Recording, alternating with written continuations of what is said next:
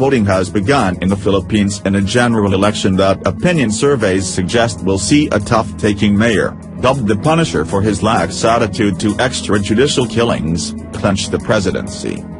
Rodrigo Duterte, a 71-year-old ex-prosecutor, has run an obscenity-filled campaign in which he has boasted about Viagra-fuelled affairs and joked about raping a missionary.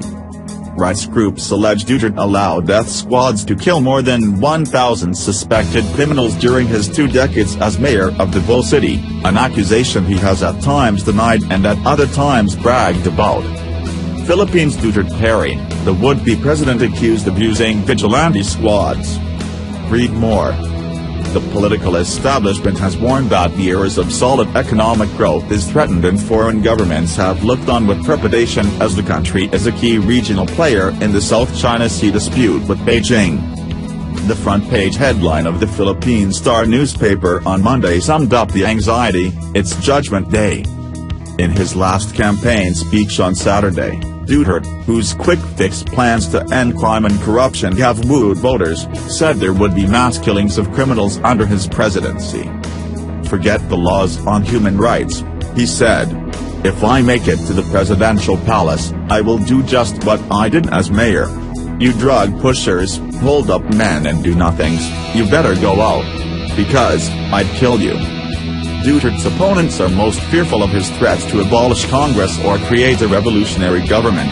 The Philippines, the first democracy in Southeast Asia, prides itself on ousting late dictator Ferdinand Marcos in 1986.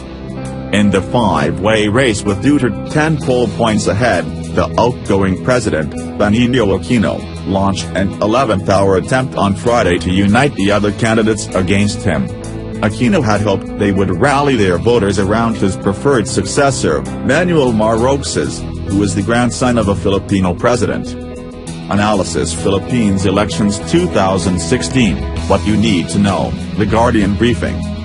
A man known as the Punisher leads the polls, an anti-gay boxing champion could be a senator and the son of a dictator is running for vice president. Read more.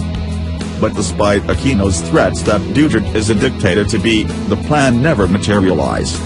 Senator Grace Poe, former International Criminal Court Judge Miriam Santiago and the current Vice President, Judge Omar Binay all rejected the talks. Recent preferential candidate surveys have given Duterte 33% in a system where contestants do not need a majority to win. Benigno Aquino won in 2010 with 42%. 54 million people are registered across the archipelago nation of more than 7,000 islands. Monday's election is for 18,000 local and national representatives, including the president and vice president, half of the Senate, all governor posts, all mayors, and all city and municipal councils. The election has seen violence, which is common in Philippine politics. On Saturday, a mayoral candidate was shot dead in the south by a gunman. And just hours before polls opened on Monday, 7 people were shot dead when a convoy of vehicles was ambushed in Rosario, just south of the capital Manila. Campaigning has ended, although in the capital over the weekend there were still supporters driving through the streets on motorbikes with their candidates' names written across their backs and music blaring from speakers. Voters are drawn to Duterte's promise to tackle corruption in a country that has seen 6% economic growth on average while residents of slums still struggle to buy food. Many are frustrated with the political status quo in which a small clique governs the country. Euphrasia Taylor, Asia analyst at risk consultancy Veris Maplecroft, said the Philippines was in a strong position and it would take a lot to unravel the achievements of the Aquino administration, although she added Duterte was a wild card. The competition for the presidency has essentially become a battle between status quo candidates and sharp-turn candidates. The public is split between supporters for a president seen as safe hands or one who will drive drastic, and potentially divisive, change. The campaign turned sour over the weekend with the outgoing president comparing Duterte's rise to that of Hitler and the mayor responded that Aquino was a son of a whore.